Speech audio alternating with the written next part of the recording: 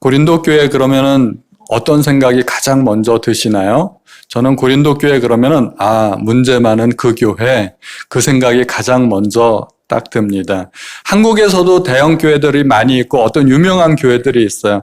무슨 교회 그러면 딱 먼저 떠오르는 이미지들이 있지 않습니까? 어떤 교회는 좋은 이미지가 떠오르고 어떤 교회는 또 나쁜 이미지가 떠오르게 됩니다. 고린도 교회는 나쁜 이미지가 먼저 떠올라요. 문제가 많았던 교회였기 때문이었습니다. 성경에 좋은 교회들만 나온다면 사실은 우리에게 별로 그렇게 유익이 안 될 수도 있습니다. 신약시대 교회들이 많은 문제들이 있었고 바울은 그 문제들을 일일이 지적해가면서 책망도 하기 때문에 사실은 그 책망들이 오늘날 우리가 받아들이는데 굉장히 큰 도움이 되는 것입니다. 왜냐하면 오늘날 현대교회들도 많은 문제들이 있고 그 문제들의 근본적인 내용을 살펴보면 이때 당시나 지금이나 별로 다르지 않다는 것을 우리가 발견하게 되기 때문입니다. 그러므로 바울이 고린도 교회를 향한 책망은 오늘날 우리가 새겨들어야 할 말씀이기도 합니다.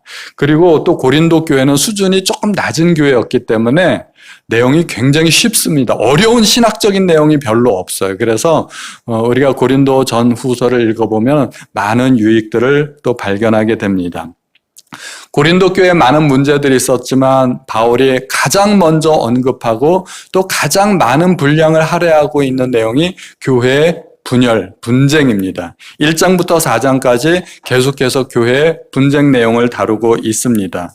마귀는 교회를 깨뜨리기 위해서 여러 가지 전략을 사용하지만 흔히 가장 많이 사용하는 전략이 분쟁이라고 합니다. 고린도 성도들에게 있어서 가장 큰 문제는 바로 이 분쟁의 문제였습니다.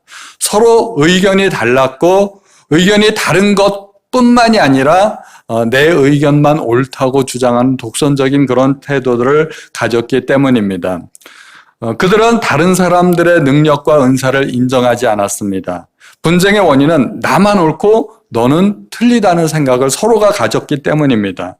하나님이 나에게만 함께 하시고 나만 주님을 위해서 봉사하고 나만 하나님을 사랑하는 것 같고 그런 생각을 가지다 보니까 교인들이 서로 분열되었습니다.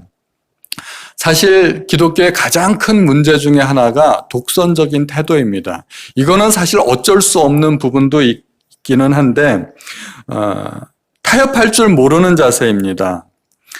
기독교는 진리를 가진 종교이기 때문에 우리에게 진리가 있다면 사실 타협을 해서는 안 되는 것입니다. 그렇기 때문에 우리가 타협을 안 하기도 하는데 다른 종교는 어느 정도 타협을 하죠. 천주교, 불교, 이슬람교는 어느 정도 타협을 좀 하기도 합니다. 그러나 진리는 타협하지 않습니다. 우리는 죽으면 죽으리라 하는 그런 신앙을 갖고 있기 때문에 우리는 절대 타협하지 않습니다. 그런데 진리의 문제에 관해서는 타협하지 않아야 되지만 그런 자세를 가지고 또 다른 부분까지 확대 적용을 하면 문제가 생길 수 있게 되는 것입니다. 교회 내에서 일어나는 많은 다툼과 분쟁의 원인은 진리 때문이 아니라 방법의 차이 때문에 그렇기 때문입니다. 생각의 차이, 은사의 차이가 교회 분열을 가져올 수 있습니다.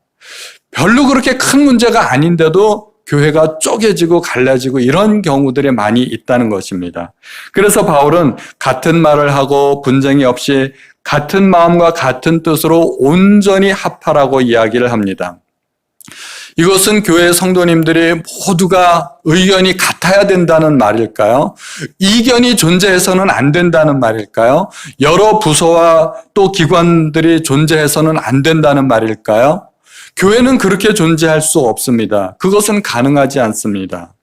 우리는 의견도 다르고 소속도 다르지만 그러나 분쟁해서는 안 된다는 말입니다. 우리가 다양한 은사가 있지만 한 가지 목적을 위해서 사용할 수 있습니다. 교회 내 여러 기관이 있지만 그래도 우리는 한 교회의 정체성을 잊으면 안 된다는 것입니다. 우리가 여러 가지 다양한 의견이 있을 수 있지만 그래도 우리가 다투지 않을 수 있다는 것입니다. 분쟁과 여러 가지 의견은 같지 않다는 것입니다. 고린도 성도들이 분쟁하게 된 근본적인 동기는 그들이 따르는 지도자들에 대한 취향이 다르기 때문에 그렇게 되었습니다.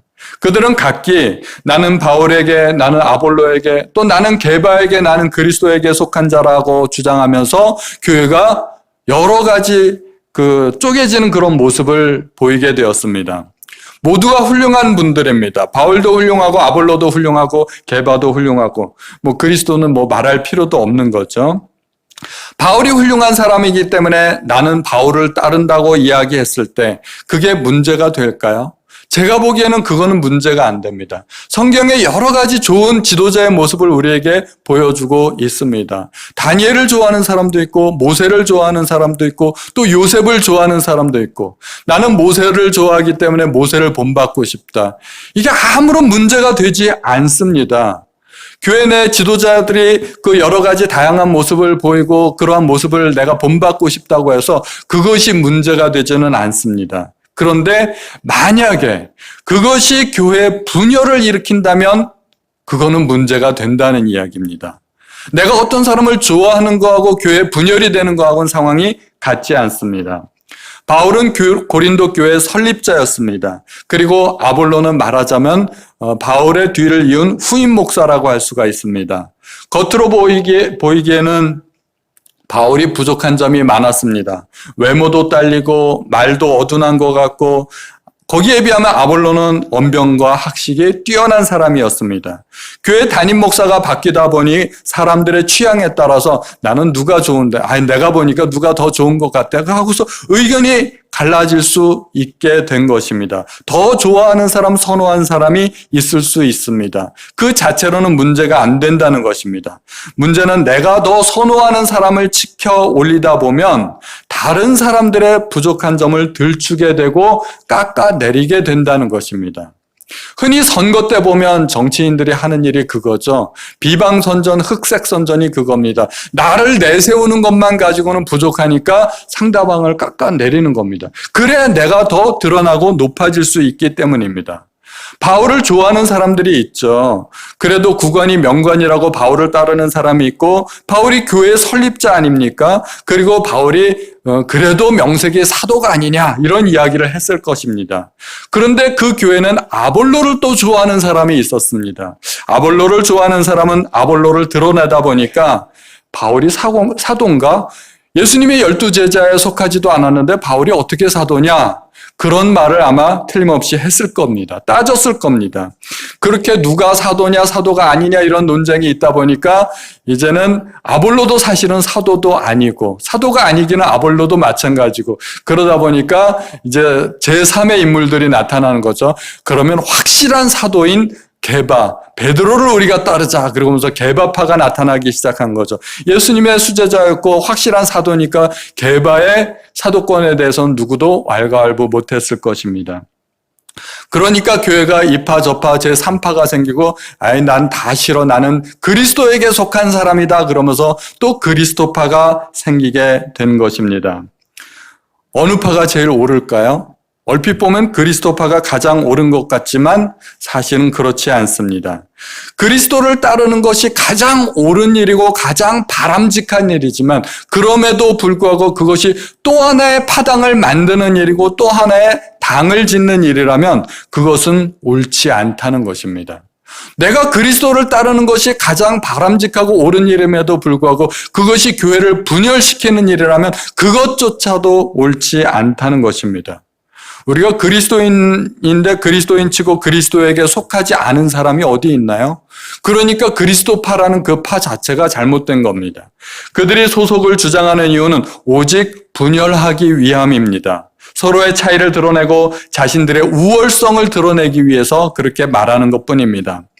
이러한 것에 대해서 사도 바울은 통탄하면서 책망을 합니다. 그리스도께서 어찌 나뉘었느냐? 바울은 교회의 분열에 대해서 그리스도께서 나뉜 것과 동일하다고 보았던 것입니다. 그들이 서로 다른 소속, 다른 분파를 주장하는 것은 그리스도를 갈라놓는 행위였습니다. 심지어 바울은 자신을 따르는 사람들도 책망했습니다. 나를 따르는 사람들은 괜찮아. 이렇게 이야기하는 것이 아니라는 것입니다. 바울에게 속한 자들도 책망의 대상이 되었습니다. 그것은 교회를 분열시키는 행위였기 때문입니다. 그래서 만약에 교회가 분열될 수만 있다면 자기를 지지하고 자기를 따르는 사람이라 할지라도 바울은 책망을 아끼지 않았던 것입니다. 그리고 바울은 심지어 교회를 분열시키지 않기 위해서 세례조차도 주지 않았다고 이야기합니다. 누구나 교회의 지도자라면 많은 사람들이 자기를 더 따르기를 원할 겁니다. 내가 많은 사람들에게 더 영향력을 끼치기를 원할 겁니다. 내가 많은 사람들에게 세례를 주었다면 그 많은 사람들이 내 휘하에 들어오고 나를 따르는 사람이라고 생각을 했을 텐데 바울은 의도적으로 세례를 주지 않았다는 겁니다. 의도적으로 자기 사람 만들기를 피했다는 것입니다. 교회가 하나 되기 위해서 바울은 내 편조차도 없어야 한다는 것이 바울의 생각이었던 것입니다. 저는 이 바울의 생각이 굉장히 훌륭하다고 생각이 됩니다. 지도자라면 마땅히 그렇게 생각을 해야 됩니다. 바울에게 있어서 중요한 것은 네 편, 내 편, 누가 더 힘을 갖느냐 하는 것이 아니라 바울은 소명을 굉장히 중요하게 생각했습니다. 바울의 소명은 세례를 주는 것이 아니라 내 편을 만드는 것이 아니라 복음을 전하는 것이었습니다. 필요하다면 바울은 얼마든지 세례를 줄 수도 있었습니다. 그러나 바울은 의도적으로 세례 주는 일도 다른 사람에게 맡겼다는 것입니다. 바울은 사역을 분배할 줄 아는 사람이었습니다. 그래서 바울은 이렇게 이야기합니다. 나는 심었고 아볼로는 물을 주었으니. 아볼로가 물을 주었다는 게 무슨 말일까요? 아볼로가 세례를 줬다는 말일까요? 세례 줄 때도 물 주니까. 그런데 바울은 고린도 성도들을 향하여서 너희는 하나님의 밭이라고 이야기했습니다. 그러므로 심고 물 주는 일은 농사에 관한 일입니다. 물 주는 일이 농사에 관한 일이든 세례에 관한 일이든 바울은 그 일을 자기가 직접 다 하지 않았다는 것입니다. 내가 능력이 있으니까 내가 다 하고 내가 더 잘하니까 내가 다 하고 다른 사람들에게 인정받고 칭찬받는 것, 그것은 교회의 지도자로서 할 일이 아니라는 것입니다. 내가 할 줄 알지만 그럼에도 불구하고 일을 나누고 요거는 누가 하고 요거는 누가 하고 나는 좀 줄어들고, 그것이 바울이 가졌던 태도였다는 것입니다. 내가 더 잘할 수 있어도 내가 안 하는 것, 양보하는 것, 그것이 바울의 자세였습니다. 바울에게 있어서 중요한 것은 사람이 어떻게 하면 잘할 수 있는가 하는 것이었습니다. 그것은 오직 하나님의 능력으로만 되는 것입니다. 나는 심었고 아볼로는 물을 주었지만 오직 하나님이 자라게 하셨다는 것입니다. 본질이 아닌 것에 목숨 걸지 말아야 됩니다. 바울에게 있어서 본질은 복음을 전하는 것이고 하나님의 능력으로 사람이 성숙하는 것입니다. 자신의 역할과 위치, 영향력은 아무것도 아니라는 것입니다. 내가 사람들에게 인정받지 못해도 그래도 사람들이 성숙하고 잘할 수만 있다면 나는 그것으로 만족하겠다는 것이 사도 바울의 태도였습니다. 그래서 바울은 심지어 복음을 증거해도 지혜의 말로 하지 않았다고 합니다. 웅변적으로 여러 가지 수사학을 섞어가면서 사람들을 설득하려 들지 않았다는 것입니다. 그렇게 하면 내가 드러나니까. 바울에게 있어서 오직 드러나야 할 것은 한 가지였습니다. 그리스도의 십자가. 그걸로 만족하겠다는 것입니다. 교회는 절대로 분열되면 안 됩니다. 이파저파 나뉘면 안 됩니다. 우리 교회는 어떨까요? 우리 교회는 분열이 없을까요? 제가 보기에는 그래도 우리 교회는 분열의 모습은 보이지 않고 있다는 생각이 들어서 하나님 앞에 참 감사했습니다. 의도적인 분열은 없어 보입니다. 그래도 우리 교회 목사님들이 여러 분 계시지만 그래도 이파저파 나뉘지 않는 것 같습니다. 그러나 우리는 적어도 분열의 원인이 무엇인지 그 분열을 일으킬 수 있는 요소조차도 우리는 감지하고 미리 주의해야 됩니다. 분열은 편가르기에서부터 시작됩니다. 내 편이 있고 우리 편이 있고 남의 편이 있고, 그렇게 편을 가르다 보면 그게 분열이 되는 것입니다. 여러분은 혹시 우리 편이 누군지 생각해 보신 적이 있나요? 아마 우리 편이 누구 있다는 그런 생각은 해본 적이 없으실 겁니다. 그러나 우리 편이라는 말은 사용하지는 않지만 나와 특별히 친하고 나와 특별히 가깝게 지내는 사람이 있다면 아마도 그런 사람이 우리 편일 것입니다. 친한 사람과 교제하는 것이 문제가 되겠습니까? 그것은 아무 문제가 되지 않습니다. 그런데 내가 나랑 친한 사람들만 대화하고 교제하기 시작하면 그룹이 형성이 될 수 있습니다. 그것이 더 나아가면 끼리끼리가 될 수 있는 것입니다. 그 안에 못 들어오는 사람들이 분명히 있을 수 있겠죠. 교제권이 없는 사람은 외톨이가 됩니다. 특히 새 가족이 왔을 때 아무도 말 걸어주는 사람이 없고 반가이 맞아주는 사람이 없다면 새 가족은 발붙일 공간이 없어지게 됩니다. 새 가족이 적응하지 못하는 교회는 생명력이 끝난 교회라고 보아야 됩니다. 더 이상 성숙할 수가 없습니다. 교회가 어떻게 성장하나요? 새 가족이 자꾸 들어와야 성장을 하는데 새 가족이 발붙일 수 없다면 성장할 수 없는 것이고 성장이 끝났다면 생명력이 끝난 것입니다. 저희 새가족반을 마치신 황모 권사님이 계십니다. 아시죠? 저는 절대로 실명을 거론하지 않습니다. 황모 권사님께서 우리 새가족반 등록해서 함께 교제하고 식사하고서 공부하기 시작하는데 우리 교회에서 있었던 경험을 얘기해 주셨어요. 지난 2주 동안에 교회 왔다가 예배 끝나고 그냥 가는데 교회에서 끝나고 보니까 성도들끼리 이렇게 식사를 한다는 거예요. 그 교회 밥이 너무 맛있게 보였는데 아무도 자기에게 밥 먹고 가라고 권유하는 사람이 없어가지고 2주 동안을 그냥 갔다는 거예요. 쩝쩝쩝쩝 하면서 그냥 가셨다는 거예요. 누가 말 걸어주는 사람이 있었으면 좋았을 텐데 아무도 말 걸어주는 사람이 없어서 너무 교회밥을 먹고 싶었는데 그냥 가셨다는 것입니다. 제가 그 말을 잊을 수가 없어요. 어떻게 제가 그거를 잊을 수가 있겠습니까? 그 권사님은 그냥 지나가는 말로 한마디 하셨겠지만 그 한마디 말씀은 비수가 되어서 제 가슴에 꽂혔습니다. 왜냐하면 우리 교회가 그런 교회였구나 하는 생각을 제가 다시 한번 하게 된 겁니다. 우리 교회가 그런 교회였구나. 새 가족이 왔는데 아무도 말 걸어주는 사람이 없었나? 담임 목사로서 저는 여기에 대해서 큰 책임감을 느꼈고 다시 한번 생각해보는 계기가 되었던 것입니다. 우리는 예배를 마치고 반가운 얼굴들을 만나는 교제의 기쁨을 얼마든지 누릴 수 있습니다. 특히 오랜만에 보는 사람일수록 더 반갑고 껴안고 인사하고 우리가 얼마든지 기쁨을 표현할 수 있고 우리가 서로에 대한 반가움을 표현할 수가 있습니다. 그런데 우리가 반가운 사람들을 만나고 교제하는 동안에 어떤 사람들은 주목받지 못하고 소외받고 있을 수 있다는 것을 우리가 알아야 된다는 것입니다. 나와 친한 사람하고만 교제하는 것은 미성숙한 모습이라는 것입니다. 성숙한 사람일수록 우리가 어떻게 해야 될까요? 내가 먼저 다가가야 됩니다. 내가 먼저 다가가고 손 내밀고 교제하려고 노력해야 됩니다. 물론 나랑 친한 사람과 교제하면 나는 편하죠. 나도 편하고 그 사람도 편하고 더 편하지만 우리는 편한 것을 추구하기보다는 더 옳은 것, 더 바람직한 것을 우리가 추구해야 된다는 것입니다. 낯선 사람에게 내가 찾아가서 인사하고 교제하기 시작하는 것은 사실은 그 사람도 불편하고 나도 불편하고 모르는 사람들끼리 인사하는 것은 좀 불편하죠. 그럼에도 불구하고 우리가 불편한 일을 해야 된다는 것입니다.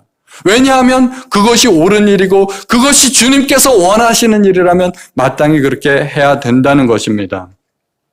오늘 예배 끝나고 나와 가장 안 친한 사람을 한번 찾아가서 인사해 보시기 바랍니다. 지금 코로나가 온 세상을 뒤덮고 있고 교회마다 난리인데 이 난리 가운데 이 와중에도 제가 보니까 뉴페이스가 있어요. 여러분들에게 숙제로 드립니다. 오늘의 뉴페이스는 누구일까? 예배 끝나고 찾아가서 먼저 악수는 하지 마시고 이렇게 주먹으로만 치시고 요즘은 악수하자고 손 내밀면 그것이 실례랍니다. 반갑게 인사 한번 해보시기 바랍니다. 누구나 좋은 교회에 다니고 싶습니다. 누구나 학생들은 그렇죠. 나는 좋은 학교에 가고 싶고 성도들은 좋은 교회 다니고 싶고 내가 다니는 이 교회는 좋은 교회가 되기를 바랍니다. 그런데 좋은 교회는 저절로 되는 것은 아닙니다. 담임 목사 한 사람의 노력으로 되는 것도 아닙니다. 성도님들 한 사람 한 사람의 노력으로 되는 것입니다. 나와 가장 안 친한 사람에게 내가 먼저 접근해서 인사하면 좋은 교회가 될 수 있는 가능성이 훨씬 높아집니다. 우리 교회가 좋은 교회인지 안 좋은 교회인지는 기존의 성도들은 잘 알 수 없습니다. 왜냐하면 이미 모든 것이 나에게 익숙하고 나는 이런 환경에 적응해 있기 때문입니다. 우리 교회가 좋은 교회인지 안 좋은 교회인지는 우리 교회 처음 나와보는 성도님들이 알 수 있습니다. 그런 분들이 우리 교회에 딱 한 번 나와보고 이 교회 나도 다니고 싶다. 만약에 그런 마음이 가슴에 팍 꽂힌다면 정말 그 교회는 좋은 교회가 될 것입니다. 기존의 성도님들이 끼리끼리만 친하고 내가 아는 사람하고만 교제한다면 새 가족은 틀림없이 외톨이가 될 것이고 교회에 적응하지 못하고 결국은 떠나게 될 것입니다. 새 가족이 2번, 3번, 심지어는 몇 달 동안이라도 교회에 나올 수 있습니다. 저는 그것은 담임 목사의 능력이라고 봅니다. 그러나 등록을 하느냐 안 하느냐는 결국 성도님들의 몫이라고 생각합니다. 저 혼자 좋은 교회를 만들 수 없다는 것입니다. 이 일에 우리 모든 성도님들이 다 동참해 주시기를 부탁드립니다. 또한 교회 분열의 가장 큰 원인 중에 하나가 뒷담입니다. 뒷담. 없는 사람 얘기하는 거죠. 내가 어떤 사람을 험담하기 시작하면 그것은 듣는 사람에게 내 편 들어달라고 요청하는 것이고 그 사람을 함께 욕해달라고 요청하는 것과 같습니다. 그것은 그 자리에 없는 사람을 듣는 사람에게서 이간질하는 행위가 되는 것입니다. 내가 누군가를 험담하기 시작하면 듣는 사람도 그 사람을 좋지 않게 생각하게 됩니다. 그러면 둘 사이는 갈라지게 되는 것입니다. 그러므로 없는 사람 이야기는 아예 하질 말아야 됩니다. 하지 않는 것이 좋습니다. 누군가를 칭찬할 수도 있고 또 내가 누군가에게 도움을 얻었을 때 누군가의 덕본 이야기를 해줄 수도 있습니다. 그러나 그런 이야기는 극히 적습니다. 우리가 대개 없는 사람 이야기하다 보면 욕하는 경우가 대부분이라는 이야기입니다. 그러니까 아예 안 하시는 것이 좋습니다. 모였을 때 그 자리에 없는 사람 이야기는 하지 않기를 부탁드립니다. 그런 일들 때문에 교회가 분열될 소지가 있다는 것입니다. 만약에 누구 때문에 속상한 일이 있다. 그러면 사람 앞에 하소연하지 말고 하나님 앞에 하소연하시기 바랍니다. 왜 들어줄 능력도 없고 해결할 능력이 없는데 사람 앞에 하소연하시겠습니까? 누구 때문에 속상하고 누구 때문에 가슴 아픈 일이 있었다면 하나님 앞에 하소연하시기 바랍니다. 고린도 교회 분열은 내가 따르지 않는 지도자에 대한 비방에서 시작이 되었습니다. 고린도 교회는 바울을 좋아하는 사람도 있었지만 바울을 좋아하지 않는 사람도 있었습니다. 바울을 좋아하지 않을 수도 있습니다. 그거는 문제가 되지 않지만 그렇다고 해서 아볼로보다 못해네, 언변에 없네, 외모가 딸리네 이런 말을 시작하면 아볼로를 좋아하는 사람들과 바울을 좋아하는 사람들이 서로 갈라지기 시작한다는 것입니다. 편이 나뉘게 됩니다. 우리는 사람을 내 기준으로 판단하지만 우리 눈에도 심각한 들보가 있다는 것을 먼저 깨달아야 됩니다. 부서 간에 또 갈등도 있을 수 있습니다. 우리 교회에서 가장 중요한 부서는 어느 부서일까요? 한번 생각해 보세요. 가장 중요한 부서가 있죠. 내가 속한 부서. 그 부서가 가장 중요하죠. 그래서 주일학교 선생님들에게 어느 부서가 가장 중요하냐고 물어보면 주일학교가 제일 중요하다고 대답할 것이고 성가대 하는 사람들한테 물어보면 교회에서 꽂힌 성가대라고 이야기를 합니다. 물론 내가 속한 부서를 중요하게 생각하고 그 부서에서 헌신하는 것은 책망할 일이 아닙니다. 그것은 당연하게 그렇게 생각을 하고 헌신하고 봉사해야 되는데 문제는 내가 속한 부서가 중요하기 때문에 다른 부서는 중요하지 않다고 생각한다면 그것도 문제가 된다는 것입니다. 한 지역 사람들이 지역 이기주의에 빠질 수 있듯이 어떤 부서의 중요성을 지나치게 강조하다 보면 부서 이기주의에 빠질 수 있다는 것입니다. 예를 들어서 교회에는 인적 자원과 재정과 시간과 공간이 한정되어 있습니다. 모든 사람이 다 성가대를 한다면 주일학교 교사는 누가 하겠습니까? 주일학교에 교회 모든 재정을 다 쏟아 부어준다면 그럼 나머지 부서는 또 어떻게 하겠습니까? 한계가 있기 때문에 부서마다 균등하게 시간과 재정과 인력을 이렇게 조정해서 분배하는 것입니다. 이것을 우리 부서만 중요하다고 생각해서 우리 부서만 후원을 받아야 된다고 생각하면 다른 부서는 어려움을 겪을 수 있게 된다는 것입니다. 교회의 특성상 교회는 주일만 바빠요. 이게 조금 참 한계가 있습니다. 어려움이 있어요. 주일날만 바쁘기 때문에 주일은 여기도 모이고 저기도 모이고 그러니까 시간과 장소가 부족하게 됩니다. 평일은 한가해요. 그렇기 때문에 평일날은 교회가 남아돌아요. 우리가 지금은 제대로 모여서 소그룹 모임을 할 수 없지만 우리가 다시 모여서 주일날 성경 공부도 하고 주일학교, 중고등부, 청년부가 다시 모이기 시작하면 우리가 서로 다른 부서에게 양보하는 그런 모습도 보였으면 좋겠다고 생각이 됩니다. 그런 교회가, 양보하는 교회가 성숙하는 교회입니다. 성경 많이 알고 주여 하고 하루 1년 365일 성경 공부만 하는 교회가 좋은 교회가 아니라 양보하고 배려하는 교회가 훌륭하고 성숙한 교회라고 믿습니다. 또 교회 내에는 소속이 불분명한 어떤 이상한 클럽 이런 거 조심해야 됩니다. 교회 내의 모든 모임은 모두가 예배와 성경 공부와 기도, 찬양, 봉사를 위한 것입니다. 이 목적 위에 다른 목적으로 모이는 모임이 있다면 경계해야 됩니다. 큰 교회 가면 실업인 모임도 있고 또 심지어 의사회, 변호사회 이런 것도 있을 수 있습니다. 그러나 그런 모임조차도 사실은 예배를 위한 것이고 봉사를 위한 것입니다. 의료인들끼리 모여서 의료 봉사를 하고 법조인들끼리 모여서 법적으로 봉사를 하고 예배드리고 아무 문제가 없습니다. 교회 내 골프 클럽이 있다고 하면 어떻게 생각하시겠습니까? 교회 내 골프 클럽 바람직할까요? 결코 바람직하지 않습니다. 교회 내에는 다단계 클럽도 존재해서는 안 됩니다. 모든 모임이 예배 아니면 봉사. 이 안에 다 들어와야 됩니다. 그리고 교회 내의 모든 모임은 사실은 교역자들에 의해서 만들어져야 됩니다. 교역자들이 모르는 비밀스러운 성경 공부, 비밀스러운 기도회, 이런 것이 존재할 수 있을까요? 그런 것이 존재할 수 없다는 얘기입니다. 성도님들에 의해서 자발적으로 만들어진 성경 공부와 기도 모임이라 하더라도 얼마든지 교역자들의 후원과 지지를 받을 수 있고 또 받아야 됩니다. 그런 모임들은 교역자들과 상의해 주시면 교역자들이 얼마든지 더 도와드릴 수 있을 것입니다. 바울은 자기 편을 만들지 않기 위해서 세례조차도 주지 않았다고 이야기합니다.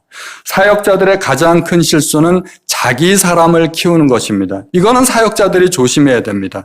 흔히 제자 훈련하는 교회에서 일어날 수 있는 오류입니다. 여러 목사님들에 의해서 여러 그 제자 훈련 그룹이 생기다 보면 나는 무슨 목사님파 이런 것이 있을 수 있죠. 또 담임 목사 없으면 안 되는 교회도 있습니다. 그런 교회는 담임 목사 교회지 사실은 그리스도의 교회가 아닐 수도 있다는 생각이 듭니다. 성도님들이 문제가 생기면 얼마든지 담임 목사에게 요청할 수 있습니다. 담임 목사가 찾아가서 상담해주고 기도해주고 신방해주고 이런 일을 당연히 마땅히 해야 됩니다. 신앙이 어린 사람들에게는 꼭 필요한 일입니다. 나쁜 일도 아니고 필요하다면 얼마든지 할 수 있는 일이지만 성도님들이 예수님을 의지하지 않고 담임 목사를 더 의지한다면 그것도 바람직하지 않은 일이라는 것입니다. 목회자는 중매장의 역할을 해야 됩니다. 성도님들을 어떻게 해서든지 그리스도의 정결한 신부로 만들어서 그리스도와 하나가 되도록 만들어 주어야 됩니다. 이것이 사역자들의 가장 큰 역할일 것입니다. 복음의 핵심은 그리스도의 십자가입니다.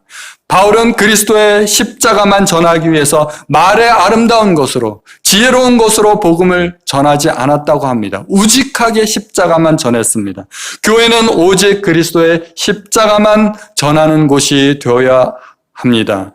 우리 교회는 나와 특별히 더 친한 사람이 존재하지 않는 그런 성도님들 되시기 바랍니다. 오직 그리스도의 십자가만 의지하시는 성도님들 다 되실 수 있기를 예수님의 이름으로 축원드립니다.